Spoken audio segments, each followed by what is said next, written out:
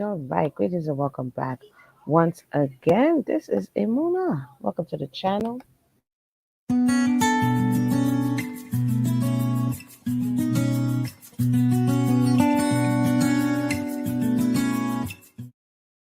If you're on your way back, welcome back. And if this is your first time, you don't know, welcome to the channel. I said that backward.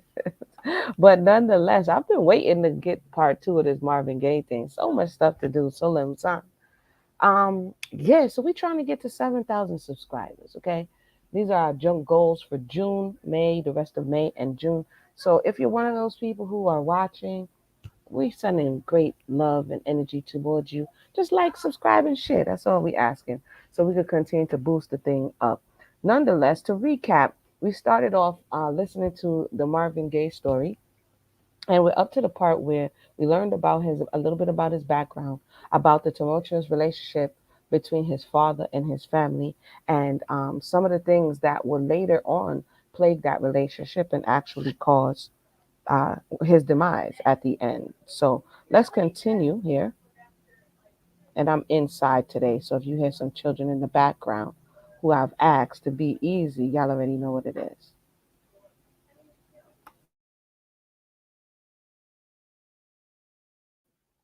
All right, let me share my screen here. I'm gonna have to talk to them. Let me know if you can hear, because I notice when I play it in a certain. Let me know if you can hear. Hold on 1 second.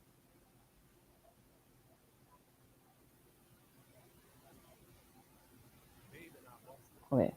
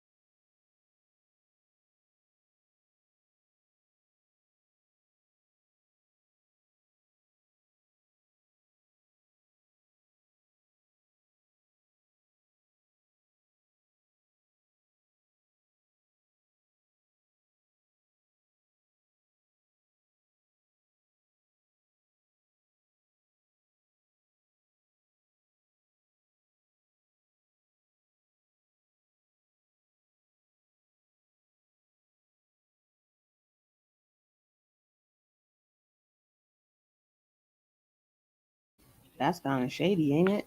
So the father. Let me just double check to make sure something here.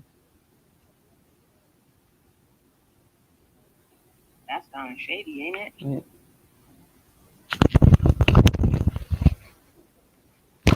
Are you guys hearing it?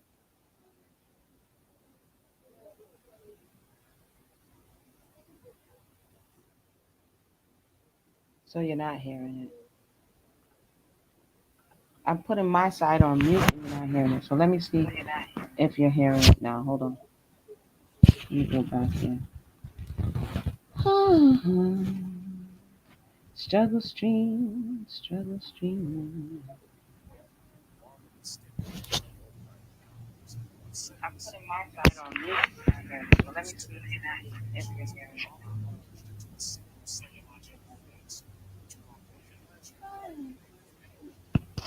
Struggle stream.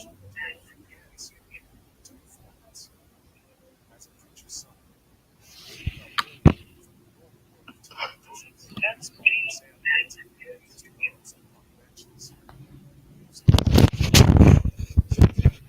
All right, pause. Let's start this all over. Let's start this all over again. Ah.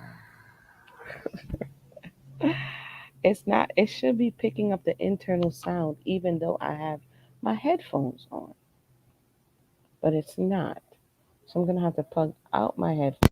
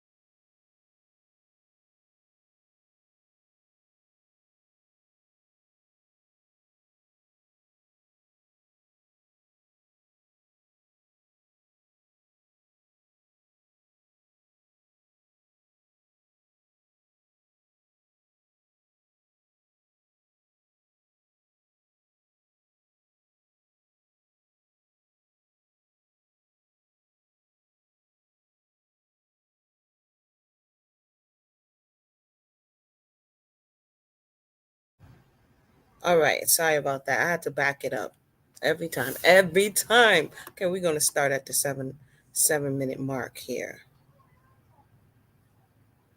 Ways between classes all the time. All right. A lot of the guys thought we were sissies. They were also jealous that our singing attracted the girls. In 1954, the Gays made their first move. The buildings around First Street were being torn down, and the family was sent to a new group of projects in the far northeast quadrant of the city, smack against the Maryland District line, the East Capitol dwellings. Geraldine Trice Adams, called Peasy, lived down the street and became a close friend and protector of Marvin's. It didn't look like Marvin's daddy ever worked too much, said Peasy. He'd sit on the porch and water the lawn. He was a little snarly, and Lord knows he stayed on Marvin's case. Seemed like Mr. Gay was riding a gravy train. I remember how Mr. Gay used to... So this is interesting. This is a friend who's observing this book written by David Ritz, Divided Soul, is giving the backstory. Remember, I always talk about dots in the backstory of family. It's important to know the kind of characteristics of the mother, the father, the caretaker, the siblings. So in this particular case, we're hearing that the father did not like to work. And we also heard that he came from a big family of which he was the eldest. So I'm to assume he doesn't like responsibility, right? And when you have people who don't like or refuse to take responsibility, they're going to look to shift that responsibility to someone else. And the fact that the author, as well as those who are contributing to this book, always or make a note of it to say that he didn't work as a man, that's weird, right? As a man of a family who's married, why is it that you're not working? Why is it that you're comfortable seeing the woman working? Why is it that you're comfortable being so hard on the children while they are expected to carry your load? Used to kick Marvin out of the house. Happened all the time. Marvin became a floater.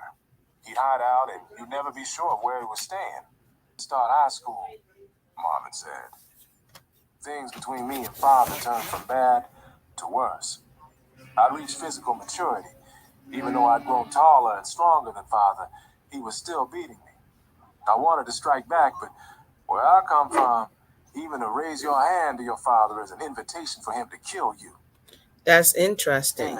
Let me see when this book is written, because that's exactly what ultimately ends up happening. So you have somebody wanting to do something of this nature for a very long time because of the long endured abuses, right? Since the time that he was born, the story is saying that the father disliked him even from the time he was born. So this is something that was brewing in the person, something that was gnawing at the person. I actually went back and watched a video that from, what is it called, the Midnight Show, and watched. Maybe we can take a look at that as well so that we can see the father and his interaction with the father. Let's see when Divided Soul was written.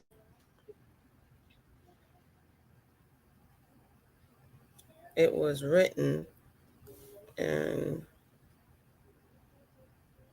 1985.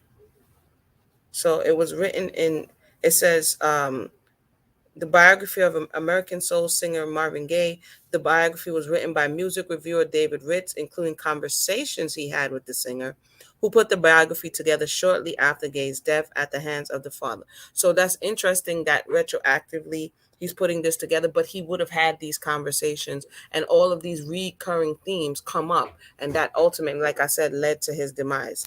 These, nothing, just for the most part, people leave clues. Mrs. Gay told me. My husband started drinking heavily. That didn't help him get along any better with Marvin. He never did develop any love for the boy. He often threatened to disown me, Marvin remembered, or ban me from the house.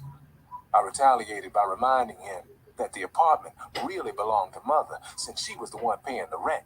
So the father is a really interesting character, and I went back and looked at some of the news report, and they didn't give him jail time, pleading, saying that he was too old to get jail time. And I'm like, wait a minute, this story is kind of wild. You met the woman, you sent off the first child, then you had the child who you proceeded to dislike strongly and abuse. But then you abused all of the people in the house, and then You didn't work. What type of character? And then you got the nerve to start drinking. What's stressing you? Sitting on the porch and raking the lawn? I mean, some ain't adding up. Some ain't adding up. He hated hearing that. You're running around with bums, he'd say, and you're going to wind up a bum. Actually, the bums he referred to were other kids who loved to sing. But So, and again, this is commentary. So, for those who just joined us, you already know what it is. Let's just keep going. The father, boy, you always. So you see that when he fell into ultimately drugs and all of the other issues that he fell into later on in life, even though they were trying to give him religious training, quote unquote, they were trying to give him this training, but what they modeled was something totally different, right? What are we doing here? Father knew how to touch a nerve. You see, I've always admired bums. Bums are able to forget all sense of responsibility. People laugh when I tell them I've always wanted to be a bum. It's just that certain things got in the way. I might have been a bum if I wasn't so determined to be a pop singer. Who aspires to be a bum? You know what? When did they say he was born again? What type of aspiration is this? I've never heard somebody aspire not to take any responsibility, so much so that you aspire to be a bum. Where are we doing this at? Said Marvin, who sometimes referred to his father as a bum. Thus, Marvin stepped out into the 50s, into a world of secular singing. One word describes the bewitching style which, together with gospel, blues, shaped the future of Marvin Gaye's music. Doo-wop. In August 1949, a new chapter in the history of black music began when Sonny Till and his Orioles played a smash two-week engagement at the Apollo Theater in Harlem. Originally known as the Vibranaires, the five-man group renamed itself after the local ball team, the Orioles, a decade-long fad of bird names. Influenced by the ink spots before them, the Orioles were nonetheless original and harmonically far more complex than the popular black groups. The Mills Brothers, the Cats and the Fiddle, the Ravens, who preceded them. Their singing also displayed great emotional depth. The 50s would develop comical groups like the Robins and the Coasters. Rhythmical, soaring singers such as the Drifters would have an enormous impact on Marvin. His lifelong penchant for dazzling, dense harmonies, however, was born out of the pioneering work of the Orioles and later singers like the Capris, the Cadillacs, and Lee Andrews and the Hearts. Okay, so if I can remember correctly, now his aspiration to be a bum is everything for me. But if I can remember correctly, the adoration that he got from singing filled a space within him. So he decides that he wants to be a singer so that he can get this attention and adoration. However, the masculine energy that he needs in his life on the other side, so he has the feminine energy from his mother, but it's imbalance, and that which he needs in his father is not present. And so the desire to be adored is greater, I suppose, than the desire to be a bum. So we're going to continue. I just had to remember his story a little bit because this is interesting. It wasn't only for technical reasons that these innovative groups excited Marvin's musical imagination. It was also their melancholy which touched his soul. The emotions in the music responded to Gaye's decidedly soulful truths. Doo-wop, with its sparse instrumentation, mirrored the bare bones of teenage hurt, fear, and innocence. Twin themes ran through this music: the hope for pure, untainted love, and correspondingly, the desire to elevate such a love, to sanctify it with a divinity that transcended sex. Beyond sex, Gaye loved to say, is God. In Marvin's mind, God was also the force that blessed romantic singing. We had a little neighborhood vocal group, said Marvin's friend P.2 from the East Capitol Projects. And the song Marvin always asked me to sing was Heavenly Father, a big hit then by Edna McGriff. God Only Knows by the Capris, Marvin recalled, nearly killed me. It was a monster. I related to the story, to the way that no one except the Lord really can read the heart of lonely kids in love. Lonely Room by Lee Andrews and the Hearts Another song Marvin mentioned expressed the intensely depressive nature which characterized a great deal of doo-wop. Abide by the Golden Rule by the same group showed what Gaye found so attractive about this rich vein of music: the exact enunciation, the plaintive phrasing, and the yearning for God. Though Marvin no longer attended services at the house of God, he worshipped elsewhere, before a secular shrine, the Church of Holy Doo-Wop. No, he didn't. Did he call it the Church of Holy Doo-Wop? I'm done. But again, you could hear this. Like I said, before I knew all of this, just you could hear this yearning in his singing, in his voice, in his soul, the way he expressed himself through music. You could definitely hear that brokenness, really. Baroque cathedral which housed a wealth of important stylistic differences. There was Southern doo-wop, New York doo-wop, a Los Angeles sound, and a distinct Washington style. The thing about DC doo-wop, explained singer Herb Fame, who grew up in the district in the same era as Marvin, is that we were a combination of that thick molasses Southern style, like the Five Royales, and that tougher but still polished New York thing being done by the Solitaires. The hybrid combination of styles that would typify Marvin Gaye's work can be heard in another Washingtonian. Like Marvin, Duke Ellington's creativity was singular, yet his most brilliant work was achieved through collaboration. Much the way Ellington's band would be characterized by the strong bottom of Harry Carney's booming baritone sax, so would DC doo-wop carry the same identity. You knew our groups by the powerful bass, reported Lawrence Berry, a lifetime Washington resident, singer, local musical historian, and a friend of Marvin's from the old days. The bass had to be true. A lot of groups in New York did doubling, 2 singers singing the same notes, but down here, we had 5 singers singing 5 different notes. Maybe it's all these churches around here, or maybe it's because Washington is the capital. We've always had a dignity about our music. You know, again, I can't help but note that even the author takes what is holy and describes it as now shifting it to what is unholy.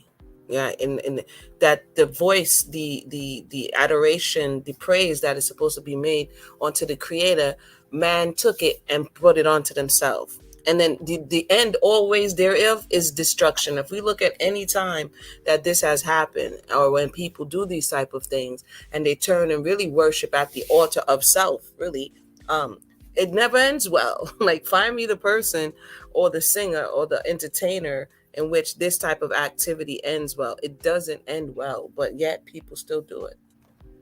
It could never be simple. We heard too much to ever compromise. People say I'm an old doo-wopper, and it's certainly true, Marvin commented. Just don't forget, though, that of the 4 singers who influenced me most, only 2 could be considered group singers. The big 4 were Rudy West, Clyde McFadden, Little Willie John, and Ray Charles. Now, Rudy, who sang the ballads with the 5 keys, was the cat who sang Out of Sight, Out of Mind. He had a pure satin style that thrilled me. McFadden was an all-around master. I first heard him do Harbor Lights when he was with Billy Ward and the Dominoes. That destroyed me. His voice had a power and beauty I greatly admired. Little Willie John, who wasn't associated with the group, cut the original on Fever. He had this silky edge of sexy danger, which I dug. Ray Charles reminded us all where we came from. Of course, his early hits, like I Got a Woman, were nothing but church. I like that. I liked the sweat in his voice, and I liked his raw soul. But don't make the mistake of thinking that my musical background was all black. I'm sensitive to every sound around, and there was nothing I heard that didn't influence me. One of my earliest memories, said Reese Palmer, is Marvin in the project's recreation center singing Cry and doing a near-perfect imitation of Johnny Ray. First time me and Marvin started talking about singing, he said he wanted to do pop, like Sinatra, and he never did change his mind. My dream, Marvin confessed. And why does the reader keep doing? Anytime he start doing the Marvin voice, that voice is man funny. Yeah, the voice is funny though. Become Frank Sinatra. I loved his phrasing, especially when he was very young and pure. He grew into a fabulous jazz singer. I used to fantasize about having a lifestyle like his, carrying on in Hollywood and becoming a movie star. Now, this is going to surprise you, but I also dug Dean Martin, and especially Perry Como. They weren't monster singers, but I liked their relaxed presentation. Perry had a great attitude. When I finally got some money together over at Motown in the 60s, I used to sport Perry Como sweaters. I always felt like my personality and Perry's had a lot in common.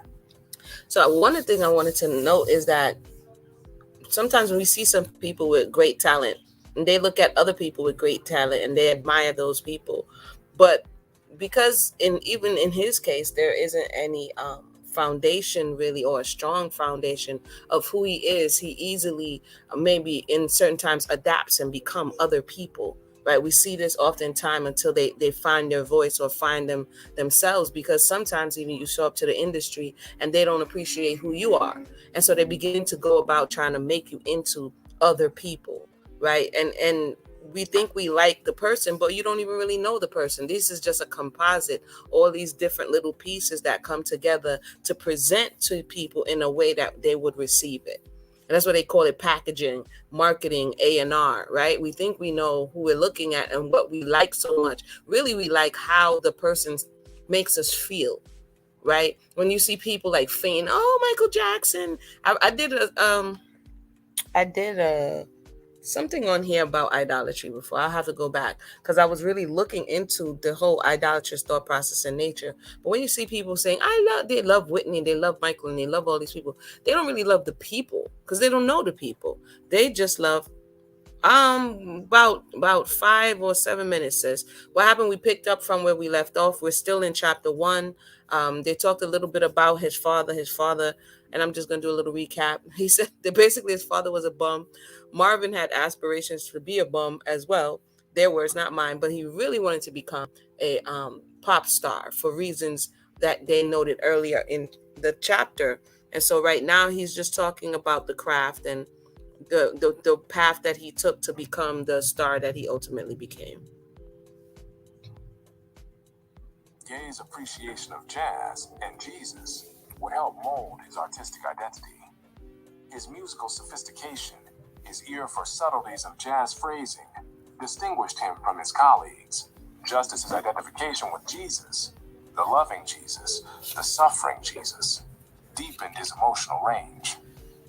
Reese and Marvin went to Cardoza High School together, where they formed their first group, the DC Tones. Their lead singer was Sandra Lattisaw, whose daughter, Stacy, is today a successful pop vocalist. Sandra's dark eyes smiled when she remembered the Marvin Gaye she knew in high school.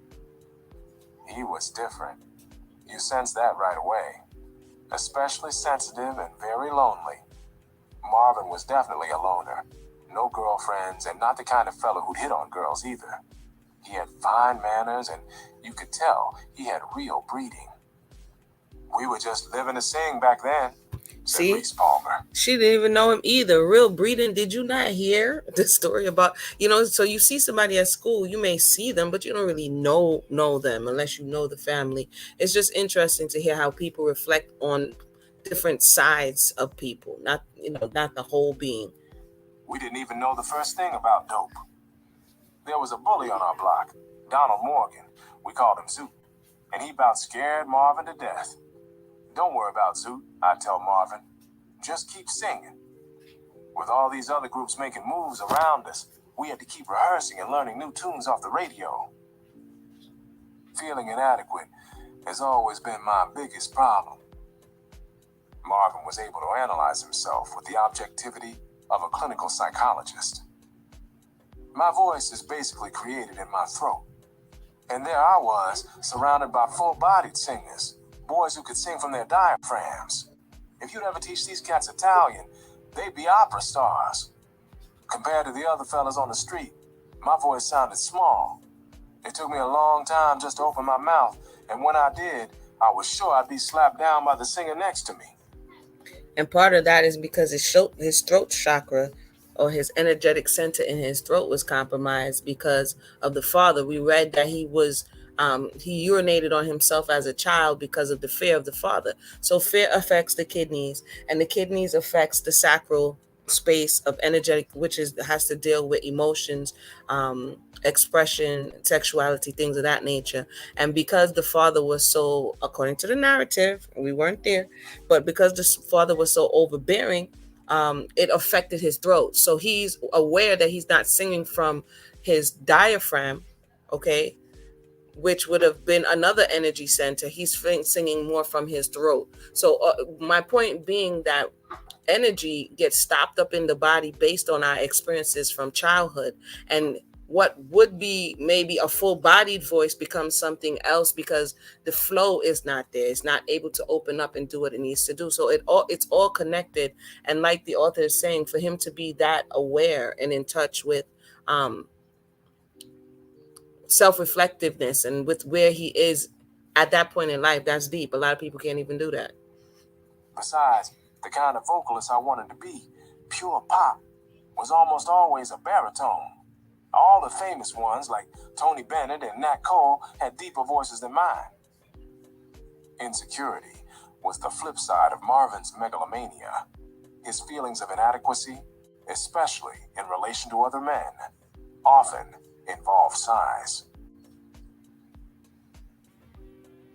By age 15, Marvin was growing restless. He was developing a sensitive awareness and distinct skepticism about the city and society in which he lived. He no longer took things for granted. He no longer believed what he was taught. He began to understand that racial discrimination surrounded him, and with greater frequency, he rebelled against the society that permitted it. Academically, he did considerably poorer in high school than junior high, where, according to his teacher, Mary Turner, he'd sung in the boys' choir and been a member of the Honor Society. I couldn't concentrate any longer, Marvin said. Nothing seemed more important than music. Growing up black in Washington. And oftentimes it's not because the child is stupid or the child can't do the work. If they're emotionally disturbed, which he was, and in his case, he saw music as a way out of his situation of abuse. They said the father was kicking him out on the street and he was going through a lot of stuff, right? So he couldn't focus on his studies. And as they're saying, if you're looking like this is going to be my only way out, this is the only way that I can see, then of course he's going to pursue music, even though this is why you see, people drop out of school and go to the streets or do whatever it is they do for whatever that pressing need is, whatever this higher on the hierarchy of needs, they'll go for that, even though to the everyday person be like, well, why are you doing that? Because there are other things that are going on that you may not know about. Marvin's friend, Dewey Hughes, pointed out, was a unique experience. Unlike other ghettos, ours was backed up to all the buildings and institutions dedicated to lofty American principles. That drove us a little crazy. From our junior high school, you'd see the Capitol Dome and be reminded of what it stood for. Then after school, Marvin and I would be chased from a public playground by an official screaming, "Get out, this is for whites only." Marvin's antagonism toward the government began at an early age. In time, his sense of political alienation would intensify to the point where he refused to pay taxes. Along with his wives and father, the U.S. government, especially the IRS, would become one of his chief adversaries. I wouldn't say Marvin was angry in high school, Reese Palmer observed. I'd call him shrewd and very aware. I guess we both considered school a waste of time. Marvin and I should have graduated in 1956. Instead, we both quit after the 11th grade. I worked, and Marvin did something that surprised a lot of people. But you know Marvin, he was always full of surprises. Gaye's relationship with official America took a new turn when he decided to enlist. Why did I run off and join the Air Force? Marvin asked himself, pausing before answering the question. I suppose I thought I was being bold. I fancied myself a flyer, like Errol Flynn. feeling guilty and ashamed for not finishing high school. Marvin saw the Air Force as an easy escape. It wasn't. It was a disastrous experience. Marvin not only failed to adjust, but found himself in open rebellion against authority. His extreme sensitivity smashed against a brick wall of regimentation. I felt betrayed, he said. I went in to learn to fly and wound up peeling potatoes on some godforsaken bases in Texas and Wyoming. I was... So he really thought. Wait a minute, Marvin. See, he again. People don't think or understand the importance of fathers. Sometimes fathers who are there, I've said this before, can be worse than fathers who are not.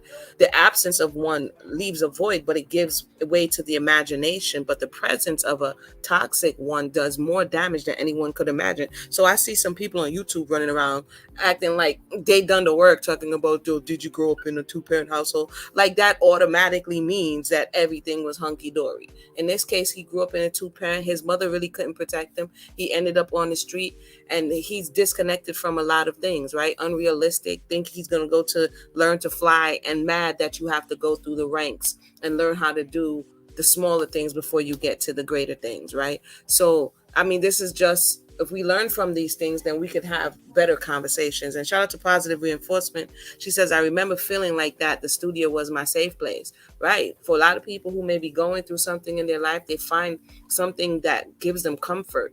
And those around them may not understand, but it may also be because they don't want to understand. It's completely unprepared and found it impossible to take orders from pompous assholes with nothing better to do than humiliate me. I felt like I'd been tricked. After 8 or 9 months. No, he was actually triggered. You hear, he's triggered because his father was into humiliating him, to demeaning him, to abusing him. So you go into a military or some place like, where you have to go through basic training and things like that. He was triggered. He was triggered. I thought, to hell with this shit, I'm going home. It wasn't that easy, though. I had to prove I was crazy. I began by faking a crazy attitude, but in the end, believe me, it was no act. My discharge was honorable, although it plainly stated, Marvin Gaye cannot adjust to regimentation and authority. I couldn't wait to get out of the service, he said. I can't think of one good thing that happened to me in the Air Force, with the exception of finally getting laid, and even that was freaky. Marvin lost his virginity to a prostitute, and thus ignited an obsessive interest in what he liked to call love for sale. Just downhill, Marvin. This is just a sad story. I mean, I'm going to play a little bit more. We have a few more minutes to go to in chapter 21, but what is going on with Marvin? Marvin, what's going on? That's why he was singing, brother, to a prostitute, Marvin. Say it ain't so. There was a crummy little cat house outside the base. 4 hookers for 2,000 men. I was shaking in my boots and scared shitless about being able to get it up. It didn't help that the girl was fat. She was... I'm done. What in all of KS is going on? He said it didn't help that the girl was... I can't. Like, whose idea was this, though? This is definitely not... You already had a lot of things going on in your life. Whoever advised this for you, it was a bad idea. A bad idea. Also impatient. She wanted me in and out in a hurry. I tried to tell her that I was a cherry, but words failed me. I can't even remember whether I actually got hard. I know I tried to fight my way through her fatty flesh, but then my mind won't remember anymore. I felt betrayed. Hey, when your mind will remember, it's a traumatic experience. It was trauma. You just from one trauma to the next. You can't remember nothing, Marvin. It's trauma. It's trauma. Sex was crude and frightening. Suddenly, I could see a world of pure sex where people turned off their minds and fed their lusts. No questions asked. Concept sickened me. But I also found it exciting. Marvin was forced to return home from the Air Force, a failure. At first, I couldn't walk into Father's house. The situation hadn't changed. He wasn't working, and Mother was, and I hadn't done anything to help. I knew what he'd say. I knew how he'd laugh. So I just lived on the outside, crashing on friends' couches. When it became clear that I had to follow fate and sing for a living, there was even more reason to avoid father. He'd see it as proof positive of not being a bum. As a man, I still hadn't made it. I was back on the streets of Washington, but my hustle vibe was serious. This show business thing had to work for me. I had nothing else. I saw a quote the other day from an entrepreneur, and then I'm gonna get ready. How much more time we got on this? And he something similar, and he says either it works or it works. So that's the energy I'm getting from Marvin at this point. Like this doesn't seem like anything is going right for him, or the way that the author is writing it. And either this singing thing works or it works, right? Because there's really no other alternative in his thoughts or in his mind, and he's definitely going in a wrong direction. The Marquis were formed just around this time and became Gaye's first singing venture as an adult. When Marvin returned from the Air Force in the summer of 1957, Reese remembered. Me, him, James Nolan, and Chester Simmons started the Marquis. Chester had just graduated from Cardoza. He sang bass. Nolan sang baritone, I was first tenor, and Marvin second tenor. But Marvin also sang beautiful baritone harmony. Marvin could sing anything. We played sock hops, school assemblies, anywhere we could, Reese explained. Once we even went on the Milk Grant show, one of those TV teen things. Nothing really happened, though, until we met Bo Diddley. I introduced the boys to Bo, said Peasy, who proved to be not only a devoted friend, but valuable connection for the Marquis. Bo used to run through the projects eating those shelled pecans, and I told him, I said, Bo, we got some boys around here who can shout a little. I love Bo, Marvin told me. Meeting him was a very important moment in my life. Bo was a rhythmic genius. Like James Brown, he was a certified witch doctor. He was also able to write out of his own experiences. His song said exactly what he was thinking. I admired that, and I admired his manliness. Like Louis Armstrong joining King Oliver, Marvin's relationship with Bo Diddley would critically alter his musical being. Diddley was one of the great root sources of American music. His brilliant rock and roll primitivism, the sensual shout, the blistering beat, strengthened Marvin's ties to the country church and blues tradition. Bo produced our first record date, Reese recalled. He took us to New York, where the Marquis cut our one and only single, Wyatt Earp, and Hey Little Schoolgirl for OK, which was part of Columbia. From the start, Gaye admitted, there was no doubt that he wanted to steal the Marquis show. Sharing the spotlight was always painful for Marvin, and in these early years, he resented being simply one of the singers. The group itself was good. Why then did their initial recording fail? Hold on. For those who just joined us, welcome to the conversation. Let me run a commercial real quick. We're going to play for a few more minutes, and then we're going to have to come back. If you're enjoying this conversation and book reading, go ahead and press like, share, subscribe. Again, hit the subscribe button, the like button, the share button. And this show has...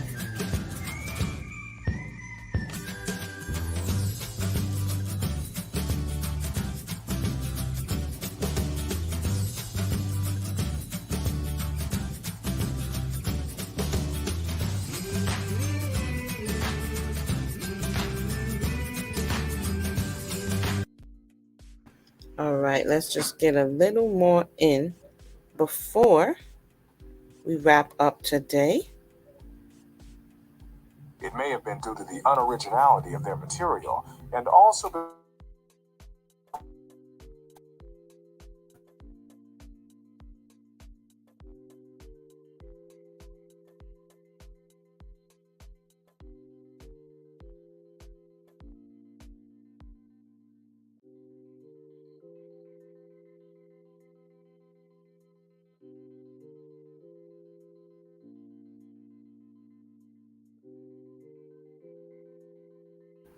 was no hit song for his father to hear, no money earned. He and Palmer were forced to find menial labor, first as stock boys, then dishwashers at People's Drug Store. I hated Washington, said Marvin, who would later disown the city. The place filled me with a feeling of hopelessness. Nothing happened in Washington. Nothing was made or produced or sold. It was all government, papers, bureaucrats, and bullshit. Here was a city blessed with musical talent and no place to record, no real labels or promoters or distributors. By 1958, Gaye and the Marquis were itching for a chance to escape the district. They were ready to play in the major leagues.